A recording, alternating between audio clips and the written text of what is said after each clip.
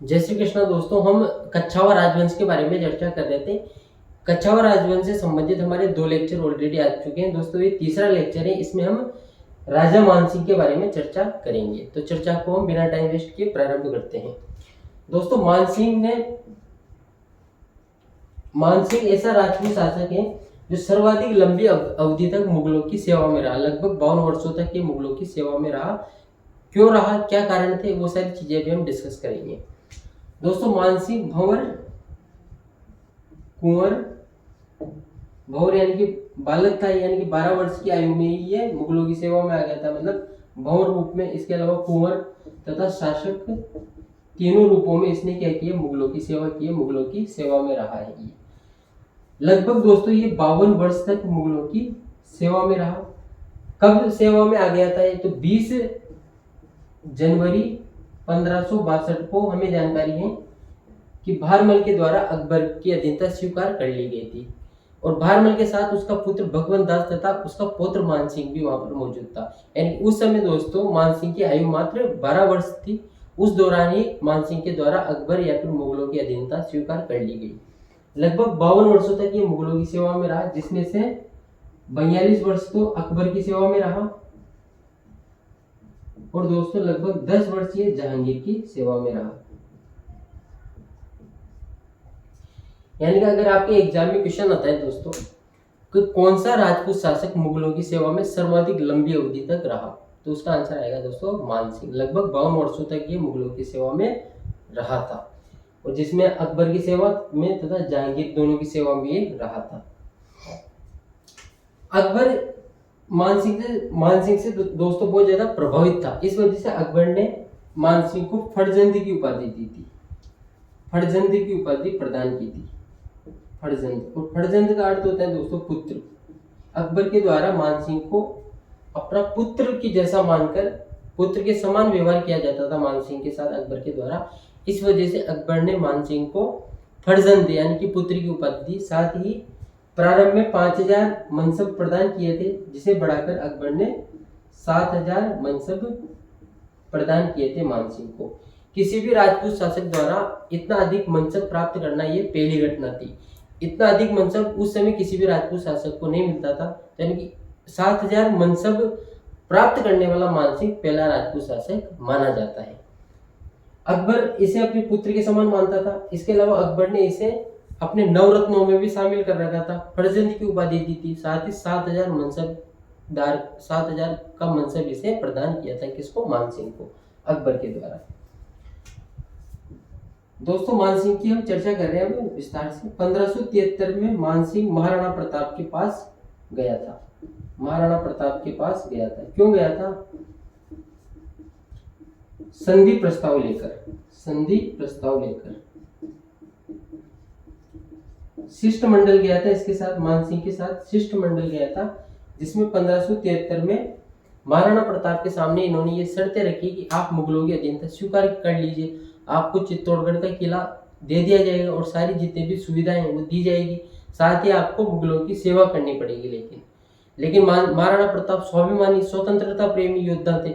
उन्होंने मरते दम तक मुगलों की अधीनता स्वीकार नहीं की। लेकिन दोस्तों, हमें ये जानकारी जरूर होनी चाहिए, अकबर के द्वारा महाराणा प्रताप को अपनी अधीनता में लाने के लिए या फिर संधि के लिए 4 शिष्टमंडल भेजे गए थे, जिसमें पहला था जलाल खां कोर्ची के नेतृत्व में, वो था 1572 में। फिर 1573 में मानसिंह, और इसके अलावा भगवान दास या भगवंत दास तथा राजा टोडरमल को भी 1573 में ही भेजा था। यानी कि दूसरा जो शिष्टमंडल अकबर के द्वारा महाराणा प्रताप को अपनी अधीनता में लाने के लिए भेजा गया था, वो मानसिंह के नेतृत्व में भेजा गया था।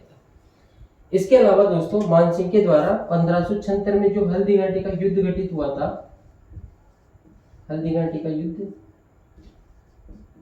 ये हम चर्चा कर चुके हैं। हल्दी घाटी के युद्ध के बारे में मेवाड़ के गोयल वंश के बारे में जब हमने चर्चा की थी, तो उस दौरान हमने एक लंबा लेक्चर बनाया था महाराणा प्रताप के बारे में। उस लंबे लेक्चर में दोस्तों हमने हल्दी घाटी के युद्ध के बारे में लंबी चर्चा कर चुके हैं। तो 1576 में जब ये हल्दी घाटी का युद्ध हुआ था, तो इसमें दोस्तों मानसिंह के द्वारा मुगल सेना का क्या किया गया, नेतृत्व किया गया था। 1576 में हल्दी घाटी के युद्ध में महाराणा प्रताप के विरुद्ध जो युद्ध हुआ था मुगलों के द्वारा, उसमें मुगल सेना का प्रतिनिधित्व या फिर नेतृत्व या फिर सेनापति कौन था, तो वो था दोस्तों मानसिंह। अकबर के द्वारा मानसिंह को अनेक सारे स्थानों का या फिर अनेक सारे राज्यों का सूबेदार भी बनाया गया था। अकबर के द्वारा मानसिंह को अनेक सारे राज्यों का सूबेदार बनाया गया था।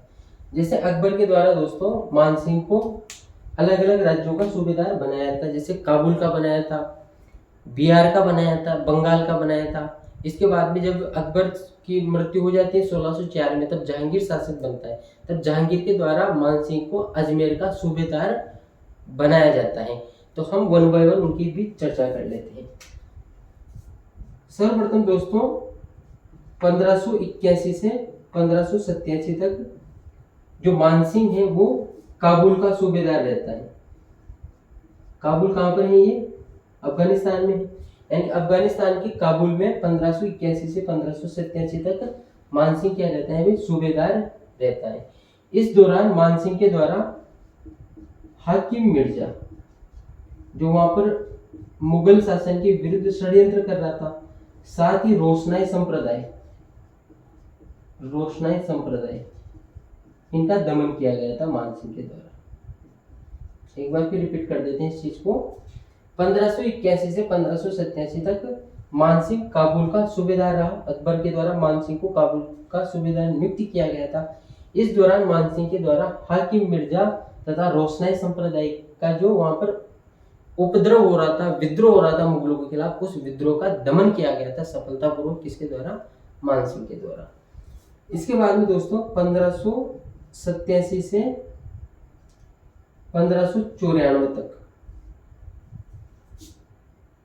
बिहार का सूबेदार रहता है कौन? मानसिंह। 1587 से 1594 तक मानसिंह बिहार का सूबेदार रहता है। इस दौरान दोस्तों 1592 में मानसिंह के द्वारा नासिर खां को पराजित किया जाता है।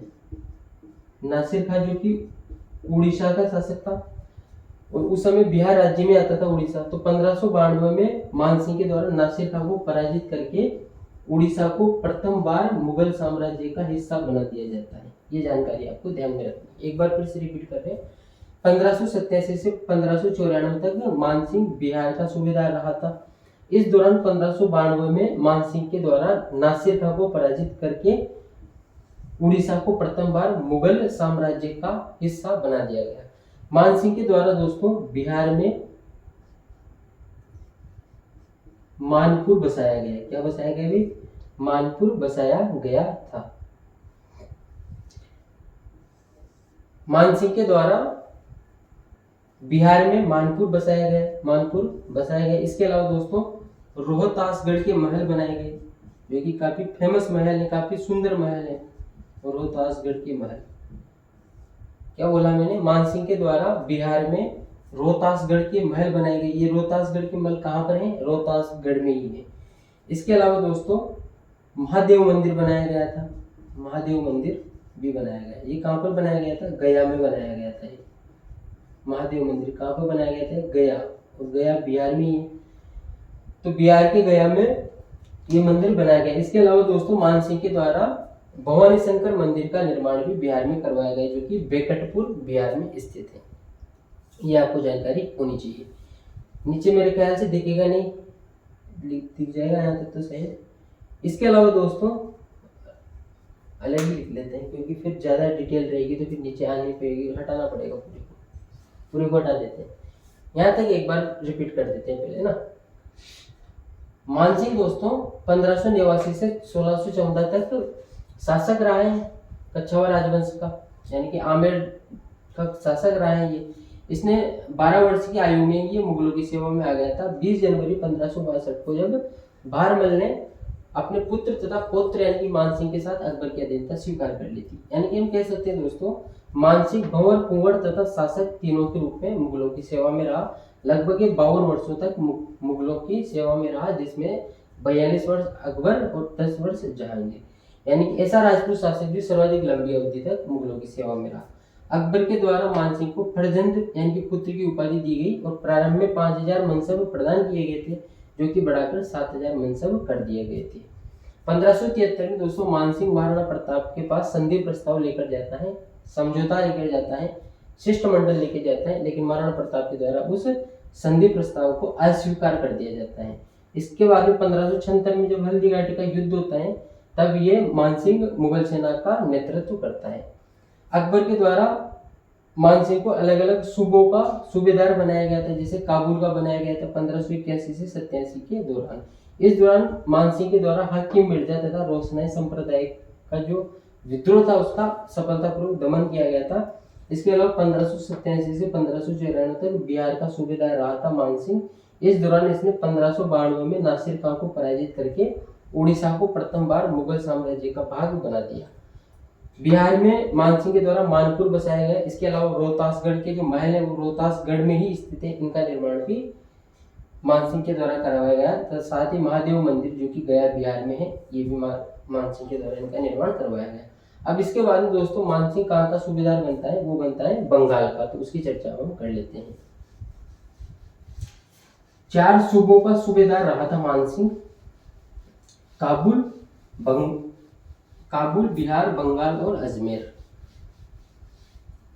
2 की चर्चा हम कर चुके हैं दोस्तों, तीसरे की चर्चा अब हम कर लेते हैं।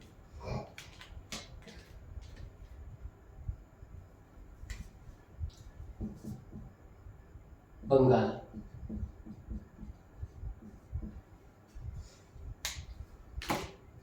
बंगाल का सूबेदार रहा दोस्तों 1594 से 1604 तक। मानसिंह बंगाल का सूबेदार 1594 से 1604 के दौरान रहा था।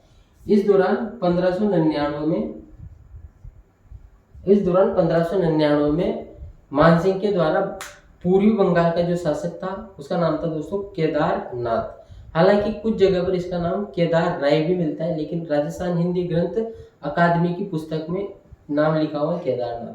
तो 1599 में पूर्वी बंगाल के शासक केदारनाथ को पराजित किया था मानसिंह ने, और वहां से शीला देवी की मूर्ति लाया था और उस मूर्ति को आमेर में स्थापित करवा के आमेर में शीला देवी का मंदिर मानसिंह के द्वारा बनाया गया था।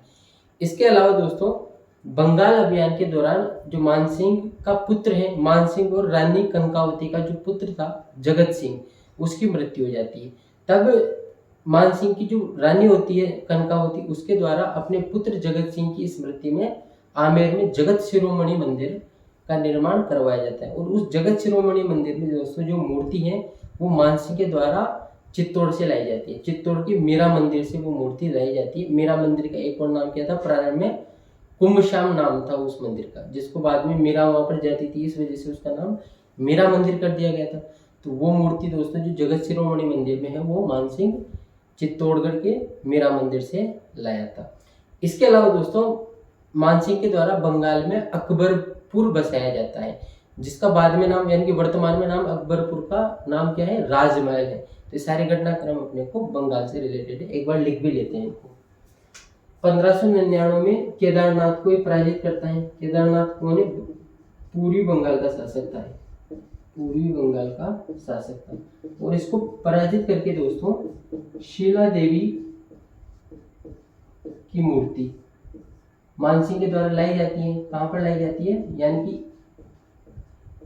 1599 में इसको पराजित करके शीला देवी की मूर्ति पूर्वी बंगाल से मानसिंह के द्वारा आमेर में लाई जाती है और आमेर में शीला देवी के मंदिर का निर्माण करवाया दिया जाता है। शीला देवी मंदिर का निर्माण करवाया जाता है। एक ही जानकारी आपको होनी चाहिए। इसके अलावा दोस्तों इसी अभियान के दौरान इसका पुत्र था जिसका नाम था जगत सिंह। हालांकि ऐसा कहा जाता है कि इसके 2-3 पुत्र इस अभियान के दौरान वीर गति को प्राप्त हुए थे या फिर मृत्यु को प्राप्त हुए थे, लेकिन एक नाम का जिक्र जरूर करेंगे जो कि एग्जाम के पॉइंट ऑफ व्यू से इंपॉर्टेंट है। उसका नाम है दोस्तों जगत सिंह। इस अभियान के दौरान मानसिंह और कनकावती का जो पुत्र है, कनकावती कौन है, मानसिंह की रानी थी, इनकी पत्नी थी ये। जगत सिंह की मृत्यु हो जाती है। सारी चीजें दोस्तों लिख नहीं पाऊंगा मैं, क्योंकि उससे वीडियो की जो लेंथ है वो ज्यादा लंबी हो जाएगी और ज्यादा लंबे वीडियो को स्टूडेंट भी देखना थोड़ा कम पसंद करते हैं। इस वजह से मैं सारी चीजें नहीं लिख के, हालांकि मैं बोलूंगा सारी चीजें, लेकिन लिखूंगा उतनी जितनी ज्यादा आवश्यक हो बोर्ड के हिसाब से, मतलब इस बोर्ड के हिसाब से, वो वाला बोर्ड नहीं, एग्जाम वाला बोर्ड। जगत सिंह की मृत्यु हो जाती है दोस्तों बंगाल अभियान के दौरान। तब कंकावती जो कि जगत सिंह की माता जी हैं, इनके द्वारा जगत शिरोमणि मंदिर का निर्माण करवाया जाता है। जगत शिरोमणि मंदिर का निर्माण करवाया जाता है। कहाँ पर करवाया जाता है? ये आमेर में करवाया जाता है, आमेर के किले में करवाया जाता है।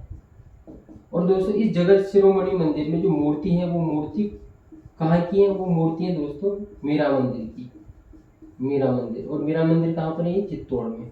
जो चित्तौड़ में मीरा मंदिर है वहां से मानसिंह के द्वारा मूर्ति लाई जाती है और इस जगत शिरोमणि मंदिर में उस मूर्ति को स्थापित करवाया जाता है और ये मंदिर बनवाया जाता है कंकावती के द्वारा अपने पुत्र जगत सिंह की स्मृति में। इसके अलावा दोस्तों बंगाल में मानसिंह के द्वारा अकबरपुर बसाया जाता है, अकबरपुर बसाया जाता है, जिसका वर्तमान में नाम क्या है भाई? राजमहल है, जिसका वर्तमान में नाम राजमहल है। ये हम तीसरे सूबे की चर्चा कर चुके हैं जहाँ पर मानसिंह सूबेदार आता है। पहले हमने काबुल की चर्चा की, उसके बाद में हमने किसकी चर्चा की? बिहार की चर्चा की, इसके बाद में हम दोस्तों बंगाल की चर्चा कर चुके हैं। अब उसके बाद में जो मानसिंह है दोस्तों वो सूबेदार रहता है अजमेर का। कहाँ का रहता है भाई? अजमेर का। कब से कब तक रहता है? 1604 से 1614 के मध्य ये यहाँ का सूबेदार रहता है अजमेर। अच्छा, इस दौरान मुगल शासक चेंज हो चुका था, यानी कि इस समय जो दोस्तों मुगल शासक था वो अकबर नहीं था, क्योंकि अकबर की 1604 के लगभग मृत्यु हो गई थी। तो इस समय दोस्तों जो मुगल शासक था उसका नाम है जहांगीर, यानी कि जहांगीर के द्वारा मानसिंह को अजमेर का सूबेदार बनाया गया था। क्या खास बात रही इस दौरान? इस दौरान दोस्तों मानसिंह के द्वारा पुष्कर में मान महल का निर्माण करवाया गया। किसका निर्माण करवाया? कभी मान महल का निर्माण करवाया गया। इसके अलावा दोस्तों मानसिंह के द्वारा और भी कुछ निर्माण कार्य करवाए गए थे। जैसे दोस्तों मानसिंह के द्वारा पंचमहला का निर्माण करवाया गया। कहाँ पर करवाया गया? बेराट यानी कि जयपुर में करवाया गया था। इसके अलावा दोस्तों मानसिंह के द्वारा मान मंदिर का निर्माण करवाया गया। काशी यानी कि बनारस में मान मंदिर का निर्माण मानसिंह के द्वारा करवाया गया था। इसके अलावा दोस्तों वृंदावन में मानसिंह के द्वारा राधा गोविंद मंदिर का निर्माण करवाया गया था। तो वो भी आपको जानकारी होनी चाहिए। एक बार रिपीट कर देता हूँ, लिखना फिर लेंथी हो जाएगा, मैं रिपीट कर देता हूँ, आप ध्यान में रख लेना। राधा गोविंद मंदिर का निर्माण मानसिंह के द्वारा कहाँ पर? वृंदावन में यानी कि उत्तर प्रदेश में। इसके अलावा मान मंदिर का निर्माण कहाँ पर? काशी यानी कि बनारस में, ये भी उत्तर प्रदेश में आ जाएगा।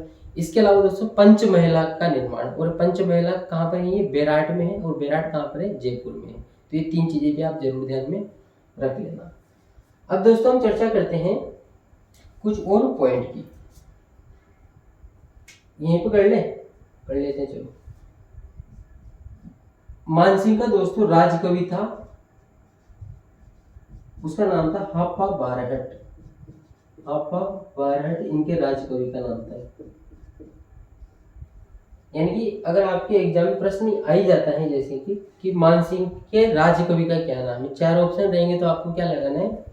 हाफा बारहट लगाना है। तो ये जानकारी जरूर आप ध्यान में रख लेना।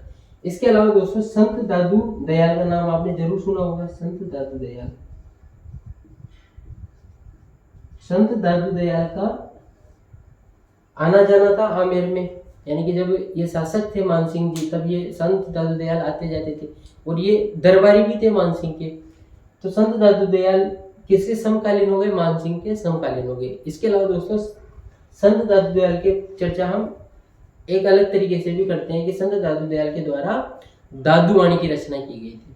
और संत दादू दयाल किसके समकालीन है? मानसिंह के समकालीन है, और ये जब मानसिंह के ये दरबारी भी माने जाते हैं। इसके अलावा दोस्तों मानसिंह का एक दरबारी था जिसका नाम है दोस्तों मुरारी दास। क्या नाम है भाई? मुरारी दास। मानसिंह का एक दरबारी है जिसका नाम है मुरारी दास। इस मुरारी दास के द्वारा दोस्तों दिख जाएगा क्या? मान प्रकाश। नहीं भी दिखे तो मैं बोल रहा हूं तो ध्यान में रख ही सकते हो आप, है ना। मानसिंह का एक दरबारी था जिसका नाम है दोस्तों मुरारी दास। इसके द्वारा मान प्रकाश ग्रंथ की रचना की गई। इसके अलावा इसका एक और दरबारी था दोस्तों, उसका नाम है जगन्नाथ। क्या नाम है भाई? जगन्नाथ। जगन्नाथ के द्वारा इधर लिख देता हूं, मानसिंह, जगन्नाथ के द्वारा मानसिंह कीर्ति मुक्तावली की रचना की गई। मानसिंह कीर्ति मुक्तावली की रचना की गई थी। ये ध्यान में रख लेना। एक बार फिर रिपीट कर देता हूँ थोड़ा सा इसको। मानसिंह का जो राजकवि है उसका नाम है दोस्तों हापा बारट। संत दादू दयाल मानसिंह के समकालीन थे जिन्होंने दादूवाणी की रचना की। इसके अलावा मानसिंह का एक दरबारी था जिसका नाम है मुरारी दास, इसके द्वारा मान प्रकाश ग्रंथ की रचना की गई। साथ ही मानसिंह का एक और दरबारी जिसका नाम है दोस्तों जगन्नाथ, इसके द्वारा मानसिंह कीर्ति मुक्तावली नामक ग्रंथ की रचना की गई। दोस्तों ये सारी जानकारी हमने डिस्कस कर ली। किसके रिगार्डिंग डिस्कस कर ली? अभी मानसिंह के रिगार्डिंग डिस्कस कर ली है। अब थोड़ी सी जानकारी हम मानसिंह का एक भाई था माधो सिंह, उनके बारे में भी हम हल्की सी जानकारी है, मुश्किल से 1 या 2 मिनट की जानकारी है, तो वो भी डिस्कस कर लेते हैं क्योंकि थोड़ा सा संबंध उसका भानगढ़ के किले से है और अजबगढ़ के किले से है। इसके अलावा उनका जो दरबारी था पुंडरीक विट्ठल, उनका भी कई बार एग्जाम में जिक्र हो जाता है। इस वजह से थोड़ी सी चर्चा मानसिंह के भाई माधो सिंह की भी करना चाहेंगे।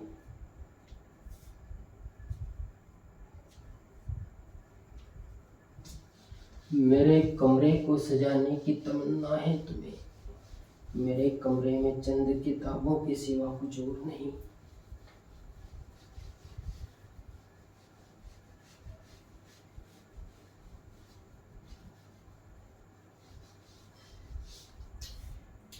थोड़ी सी चर्चा मानसिंह के भाई माधो सिंह की कर लेते हैं। थोड़ा सा अलग लिख देता हूँ। माधो सिंह,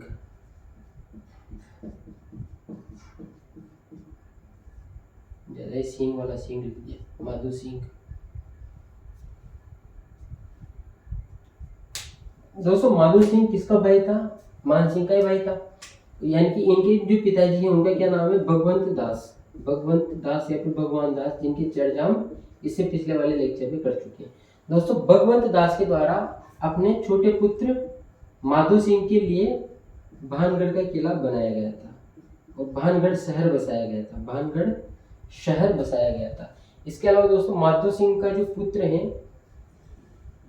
उसके लिए भी भगवंत दास के द्वारा अजबगढ़ का किला बनाया गया और अजबगढ़ शहर बसाया गया। खास बात क्या है, एक बार फिर रिपीट कर देते हैं। हालांकि मानसिंह के जो पिताजी है भगवंत दास, उनके द्वारा अपने छोटे पुत्र माधो सिंह के लिए भानगढ़ का किला निर्मित करवाया गया, साथ ही भानगढ़ का शहर बसाया गया है। इसके अलावा माधो सिंह का जो पुत्र था उसके लिए भी भगवंत दास के द्वारा दोस्तों अजबगढ़ का किला बनाया गया, साथ ही अजबगढ़ शहर बसाया गया। खास बात यह है दोस्तों, वर्तमान में ये दोनों शहर कैसे माने जाते हैं? उजड़े शहर माने जाते हैं। उजड़े शहर माने जाते हैं और ये प्रेतों के शहर माने जाते हैं, भूतों के या फिर प्रेतों के शहर माने जाते हैं। मुझे नहीं पता है कि ये जो बातें हैं ये वैज्ञानिक रूप से कितनी सत्य हैं, लेकिन माना जाता है, वो मैंने आपको बता दी है। भानगढ़ और अजबगढ़ की हमने चर्चा कर ली। दोस्तों ये जो माधो सिंह है इसका दरबारी था, इसका एक दरबारी था, उसका नाम है दोस्तों पुंडरीक विट्ठल। पुंडरीक विट्ठल, पुंडरीक विट्ठल ऐसे लिखते हैं ना, विट्ठल को ऐसे लिखते होंगे। माधो सिंह का जो दरबारी था दोस्तों उसका नाम है पुंडरीक विट्ठल। इस पुंडरीक विट्ठल द्वारा दोस्तों राग मंजरी, राग मंजरी, राग चंद्रोदय, नर्तन निर्णय, नर्तन निर्णय और धूनी प्रकाश, धूनी प्रकाश, ये सारे ग्रंथ इसके द्वारा लिखे गए थे। ये क्या है? ग्रंथ हैं ये।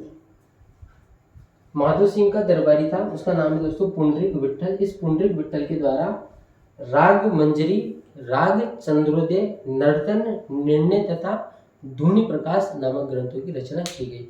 दोस्तों आज हमने चर्चा की है मुख्य रूप से मानसिंह के बारे में और हल्की सी जानकारी हमने मानसिंह का जो भाई था माधो सिंह उसके बारे में भी प्राप्त कर लिए। उम्मीद करता हूँ दोस्तों ये जो पर्टिकुलर सेशन है आप सबको आपके कॉम्पिटिटिव एग्जाम में निश्चित तौर पर फायदा पहुंचाएगा। अगर आपने लेक्चर को शुरू से अंत तक देखा है तो थैंक यू वेरी मच, धन्यवाद। इसके बाद में दोस्तों हमारी मुलाकात होती है नेक्स्ट लेक्चर में कच्छावा राजवंश के एक बहुत ही महत्वपूर्ण शासक जय सिंह के बारे में। थैंक यू वेरी मच, धन्यवाद।